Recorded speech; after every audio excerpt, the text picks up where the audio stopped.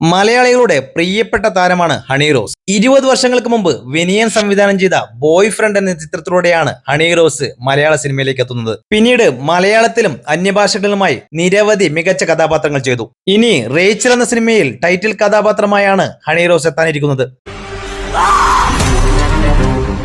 ചിത്രത്തിൽ ഒരു ഇറച്ചിവെട്ടിക്കാരുടെ വേഷത്തിലാണ് ഹണി റോസ് എത്തുന്നത്.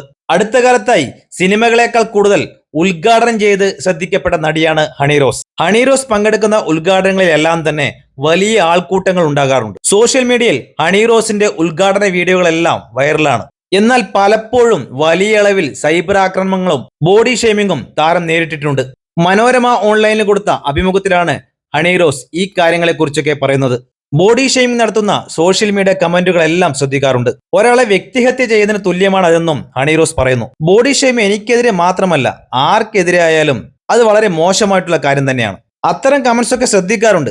അവരുടെ ജോലി ചെയ്യട്ടെ, ഞാൻ എന്റെ ജോലിയുമായിട്ട് മുന്നോട്ട് പോകും. ഇത് മാത്രമേ ഇതിനെക്കുറിച്ച് പറയാനുള്ളൂ. അതുപോലെ ഓരോ ഉദ്ഘാടനത്തിന് പോകുമ്പോഴും അവിടെ നിന്ന് കിട്ടുന്ന സ്നേഹങ്ങളൊക്കെ അനുഗ്രഹമായിട്ടാണ് ഞാൻ കരുതുന്നതെന്നും ഹണി റോസ് പറയുന്നു. പ്രായമായ അമ്മമാരും കുട്ടികളുമൊക്കെ വന്ന് കെട്ടിപ്പിടിച്ച് കണ്ടതിൽ സന്തോഷം എന്നൊക്കെ പറയാറുണ്ട്. അതേസമയം വരാനിരിക്കുന്ന റേച്ചൽ എന്ന ചിത്രത്തിനായി വലിയ രീതിയിലുള്ള തയ്യാറെടുപ്പുകൾ ഞാൻ നടത്തിയിട്ടുണ്ടെന്നും ഹണി റോസ് പറയുന്നു. ഇറച്ചിക്കടയിൽ പോയി അവിടെയുള്ളവർ ചെയ്യുന്നത് നോക്കി കണ്ട് പ്രാക്ടീസ് ചെയ്തിരുന്നു. ഇനി പണിയൊന്നുമില്ലെങ്കിലും ഇറച്ചി വെട്ടിയിട്ടാണെങ്കിലും ജീവിക്കാമെന്ന് ഞാൻ തമാശയ്ക്ക് പറയാറുണ്ട്. തന്റെ ലൈഫിൽ ചെയ്തിട്ടില്ലാത്ത കണ്ടിട്ടില്ലാത്ത കുറെ കാര്യങ്ങൾ ആ സിനിമയിൽ ഉണ്ടെന്നും ഹണി റോസ് പറയുന്നു.